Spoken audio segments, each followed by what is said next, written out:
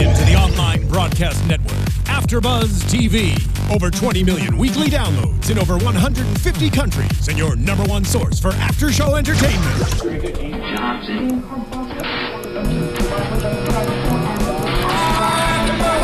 AFTERBUZZ TV, the destination for TV superfans. Producing after shows for over 300 of your favorite TV shows, interviewing celebrities and showrunners, and bringing you behind-the-scenes exclusives. All thanks to E! Entertainment's Maria Menounos, producer Kevin Undergaro, and internet leader Akamai. Now, let the buzz begin!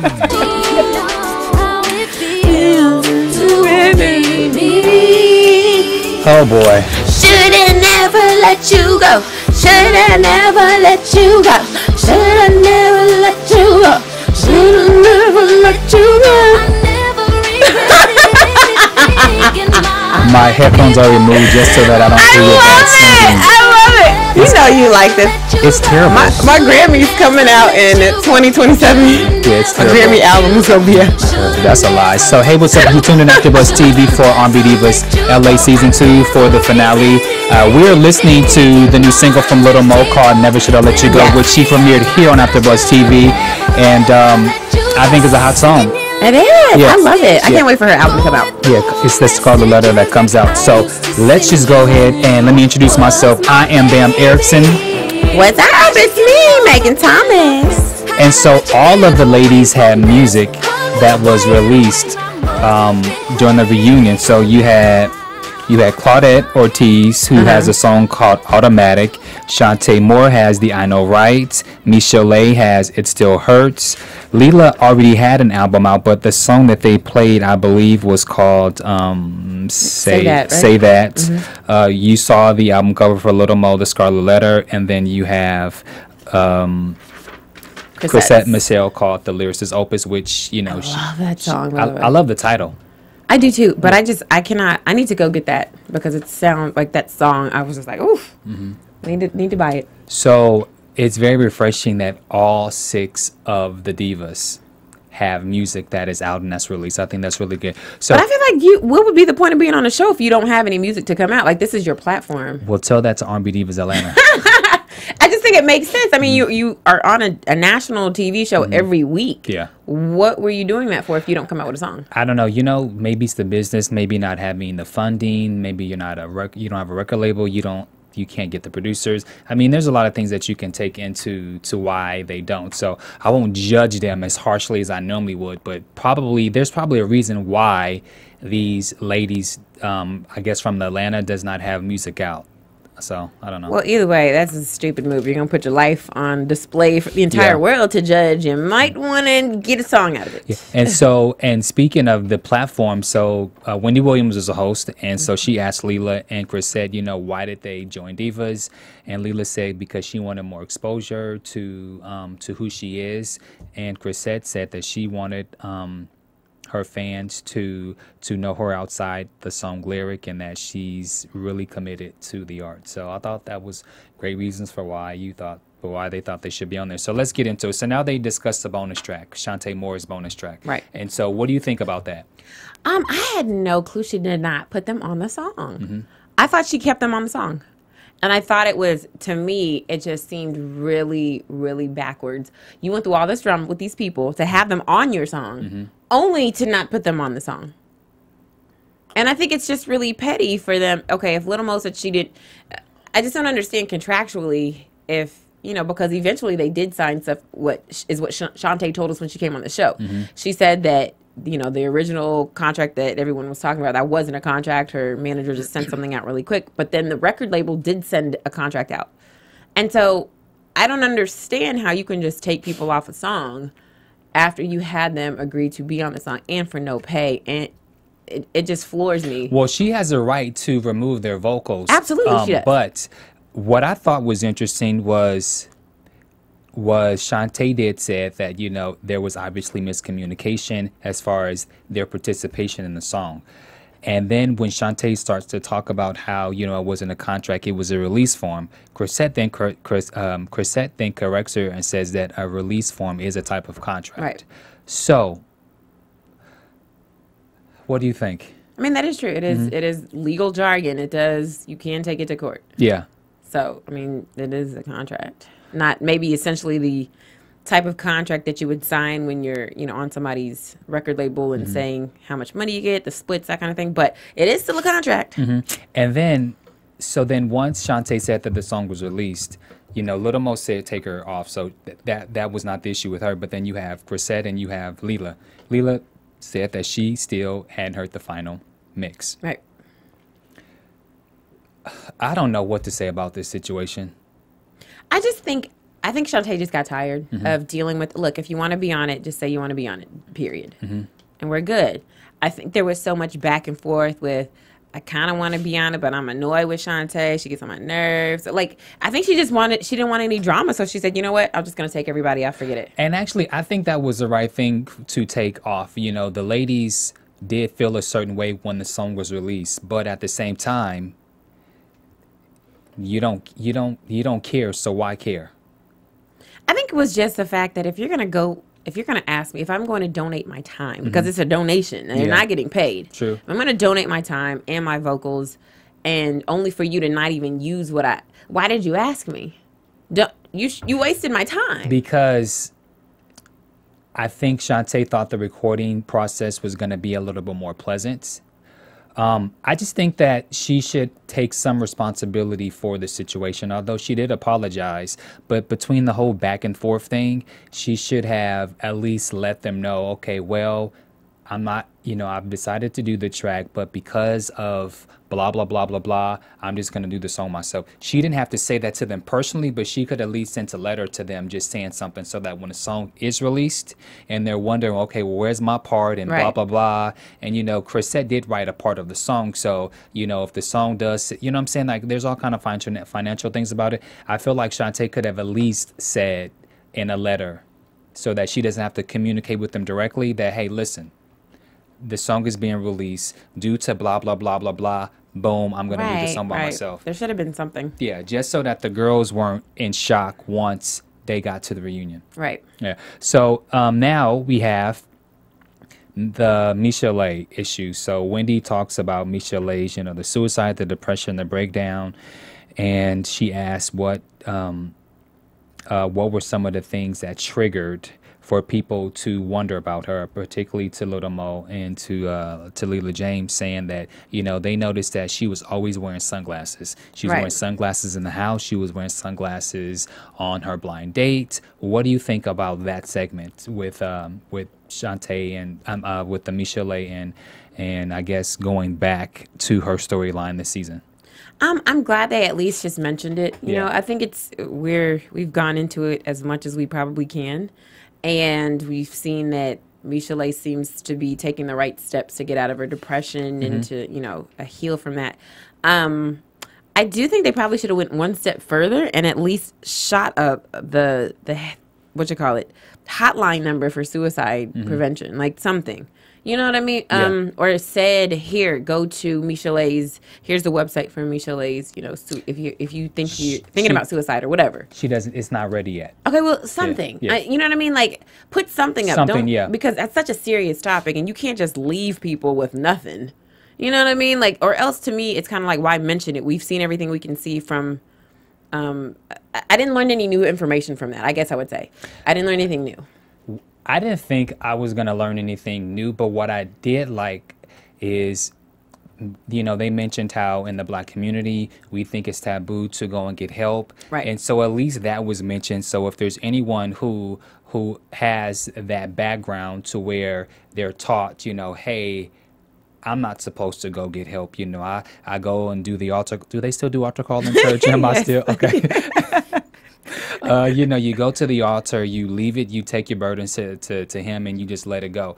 And so at least by them having the conversation, it may help someone who's watching or who's watching the show. I'm saying, but if you're going to help, then help and put a hotline number or something, a website up.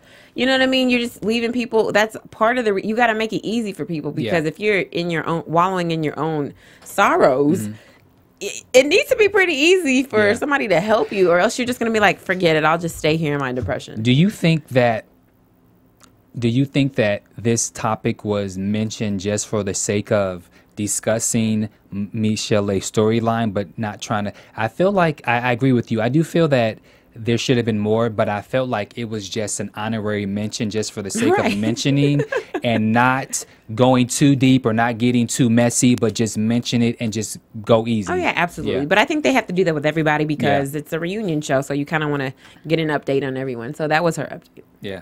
Well, there wasn't much to talk about, so I guess let's move on.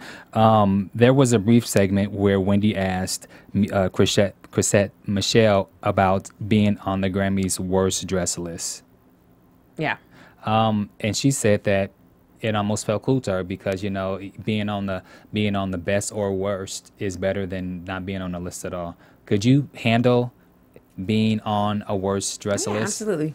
I think when you're you can't be sensitive when you're in this industry. If you're gonna be mad because somebody said you look bad, okay. So for everyone that said you look bad, there's still somebody that said you look good. So, you know, how you look is a matter of opinion. It's all about how do you feel about yourself with what you're wearing. If you feel good in it, who cares if everybody thinks it's ugly? Yeah, did you like her dress she wore, the outfit she wore to the Grammys? Oh, well, not to the Grammys. I wasn't so much of a fan of that. But her outfit on the reunion show was amazing. And that little head thing I could have did with that. It was way too low. It was amazing. Distracting. Yes, her dress was beautiful, but her little head thingamabob was too low. I wish she would have pulled it up to like center it. Then it would have been perfect. But it was like right between her eyebrows, and I had an issue with that. Like I wrote it down. Her head thing is too low. That's what I wrote. I had a serious issue with that. Okay. Let's go into the dating. Oh, So yes. they were, all the women broke down. So Shante is still dating Justin, and Justin. No, not Shante. Shante is dating Roy. Whoops, I'm sorry. Chrisette. Justin and Chrisette, they're still dating. I guess. They're a cute couple. Yeah. They're both, you know, artsy fartsy. We didn't see much of Justin well, at least for me, I didn't see enough of Justin to have opinion about their relationship. No, but I think you don't really. You just need to know that they work well together. I mean, I think that's pretty cool that they can still make music, and you know they're both living in their passions, and they can do that together. That's pretty cool. Yeah. Little Mo says she's in love for real this time, and how she's. Well, go ahead. What? What else? Keep going. No, that's it. She's in love for real this time, and Something about this story is just a little weird to me. with who, Because a year ago, in this same studio, we had Little Mo and Phillip. And they were so in love. They seemed like a really good team. I liked how they just kind of seemed to flow together, right? It was a year ago. They reminded me of she reminds me of a Patti LaBelle. You remember when she was married to Armstead, how Armstead was like the real quiet, low-key kind of Sunday morning, and Patti calls herself Saturday. I felt like their relationship, they were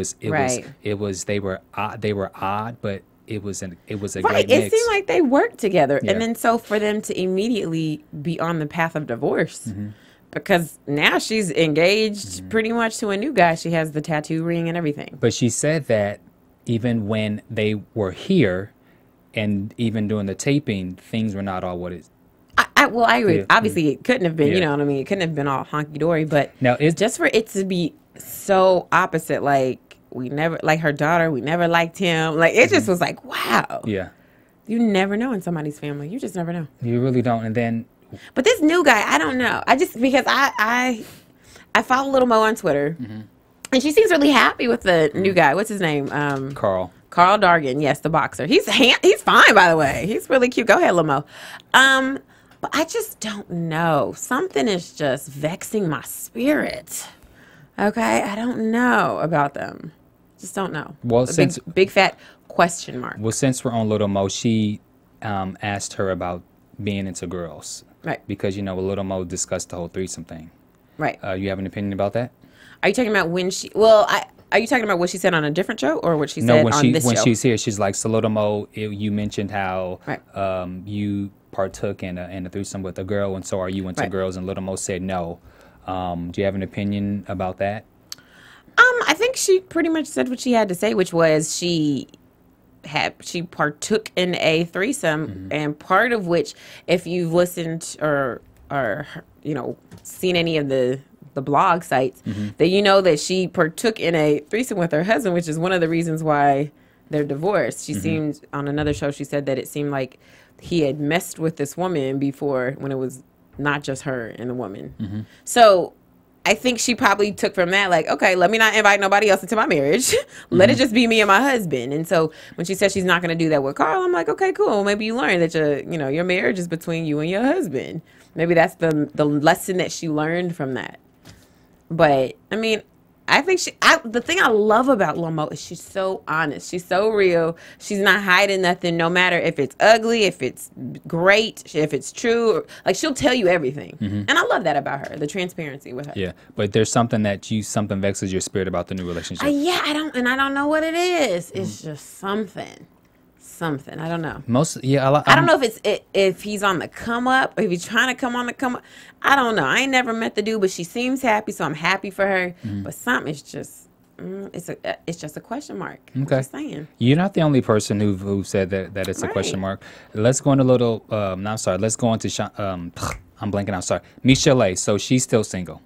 Oh, Michelle. I think Wendy is right. She needs to take some time off to think about herself and get herself right before she can be somebody else's plus one. Totally agree. Right. And then they talked about the blind date, how she had the sunglasses on, and how that man looked like he was gonna kill her. He looked so scary. He did look scary. He didn't look scary. He looks like a nice old man, nice kind man that chops up black people and put them in the refrigerator. That's what he looks like. She was married to Suge Knight. And she was with Dr. Dre. Okay, what's your point? I mean, those two alone. I mean, have you ever seen Suge Knight in person? Yes, he's humongous. He's humongous. Okay. He looks more like a killer than that old white man. Okay, no. He looks like a different type of killer. Let's get that correct. Okay. Suge Knight looked like he's going to kill you, like when he walks up to you. The old white man looked like he's going to befriend you and then take you home and chop you up. Like, that's different. A serial killer versus like an AK-47 killer. But there's a whole entire camera crew, like Michelle, to have sunglasses on. Right. I thought that was ridiculous. But I think it just goes to show you what she's dealing with on the inside. Yeah. You want to hide from the world. You just don't want to be bothered. That's kind of what depression does to you. Wendy also asked who was the worst on emotions. Was it Dre or was it Suge? And she said that Dr. Dre was worse emotionally, but mentally it was Suge. That poor woman. That's all I can say. She done had two of the craziest hip-hop men in the world. Poor baby. I know. So bad for her. Yeah, it may seem like it's gonna take a minute before she's finally able to move on, and that really sucks. Right. Gotta be careful who you allow into your life. But at least she's not dating other men and bringing the new guy into her old problems. Right. But good luck, Michelle. Yeah. And so now Shante Moore with Roy. They're still dating. He's in Atlanta. No. I'm sorry, New Orleans. Yeah. And so she's here. She actually likes a long distance relationship. What do you think? I think if you've been married multiple times, you kind of like, you know what, I got to do things differently. And so she embraces. Yeah. I was about to say multiple times. She's married twice. Yeah. So I think she's just like, let me do something different this time. And long distance, she said she embraces it. The fact that she doesn't have to worry about splitting her time, like, oh, I gotta go on a date but my kids are, like, she doesn't have to worry about that. She can go, hey, have a free weekend, the kids are with their dads, like, I'll go ahead and go hang out with him, or I'll have him fly here, you know what I mean? And particularly and especially at when you become of a particular age, if something hasn't worked in the past, it's okay to try new things, because you have some people who are older who are stuck in their ways. Right. And I think it's great that she's embracing this whole new thing. So good luck to Shante with her new relationship.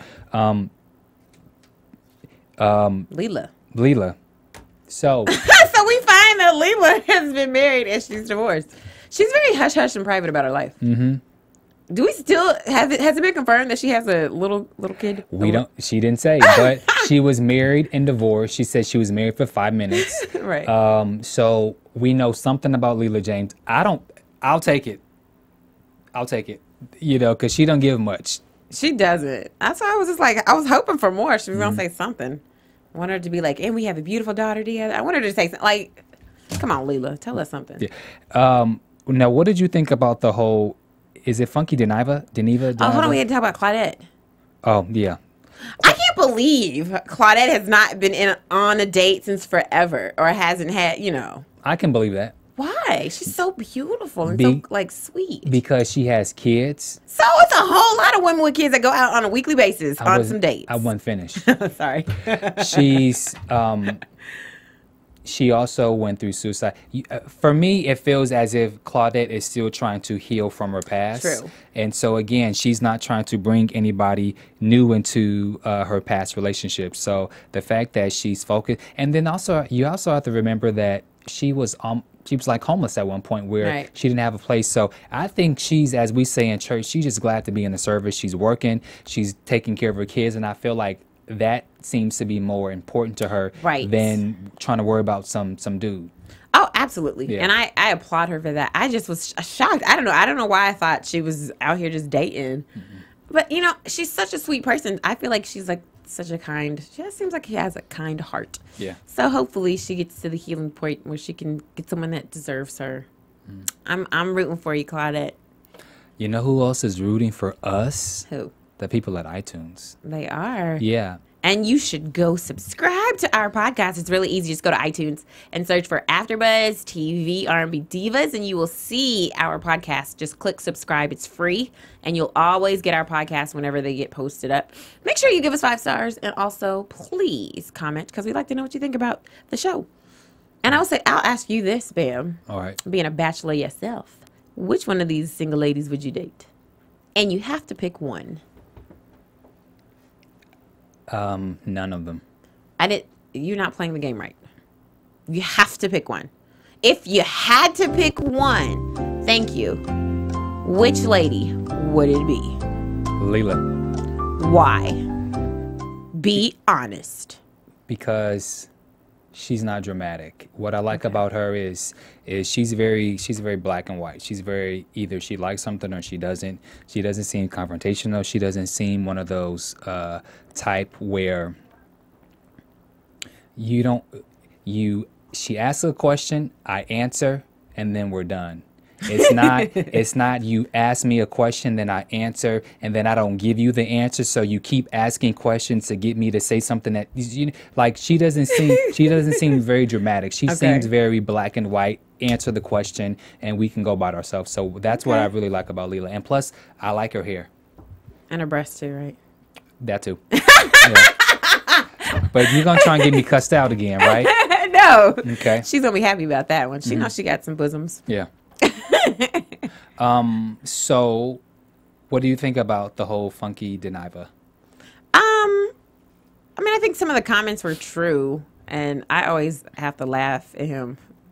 Because sometimes he'd be reading people, and then he'd be, like, really nice, so you got to watch. Well, what he said about Claudette was, he said he didn't understand how she was able to pay for her home, being that her last hit was the Caramel hit. I mean, it has crossed my mind a couple of times. She does live in L.A., and they always flash and show her nice big house. And I was like, hold on, because I pay rent in L.A. The house doesn't look that big. No. But in L.A. Oh, yeah, it's expensive. That's what I'm saying. Her mortgage has got to be like 5 G's, at least. So I was just wondering. Well, let's break it down. So I believe they get $25,000 bonus for doing the reunion, and then probably for the actual show itself, 10 episodes. They're probably making about $5,000 an episode. No, maybe. That's still. And then with who paying for the house is still not good.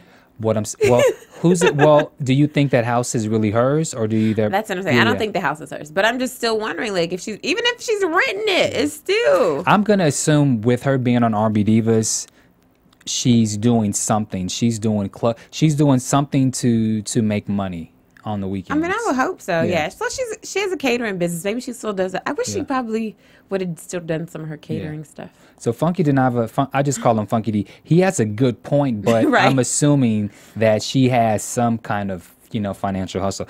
Now, what did you think about Leela? He says to go get your check, go to the check cashing place, put your money in your pocket, and go get that hair flat ironed. It's so rude for that. He was so rude for that, because her hair is beautiful, and like, she can do whatever she wants with her. And I love the fact that she's just like, whatever. This is what I woke up like this, and I'm going to go like this. And what I also like, the fact that I think Funky wishes he could lay his hair like Leela, and he can't. And get away with it. And then Nisha, he said, basically, thank you for telling her story. So I thought that was, I thought that was cool. Let's get into this whole Shante with her being the whole mean girl.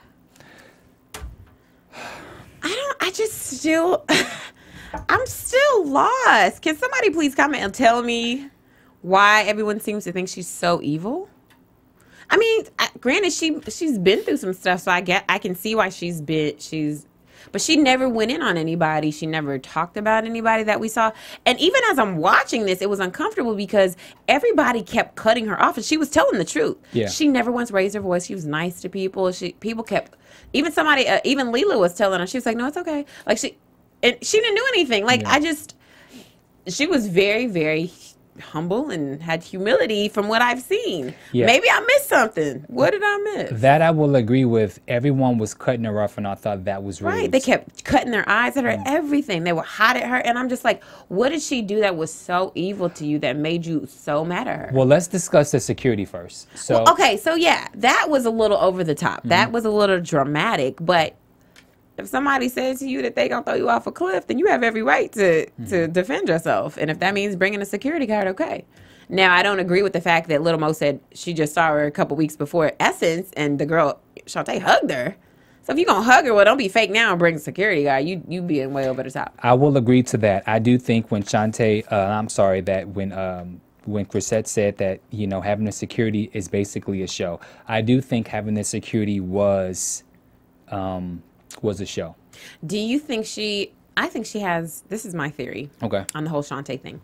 I think just like last season, Kelly bit the bullet, or from what she told us was that, the producers basically said, y'all better turn up or this show's going to get cut. I think she said, okay, I'll do it. And I think there might have been some extra money going her way to be dramatic. And I feel like it probably happened. That's what happened with Shante this season. That's just my theory.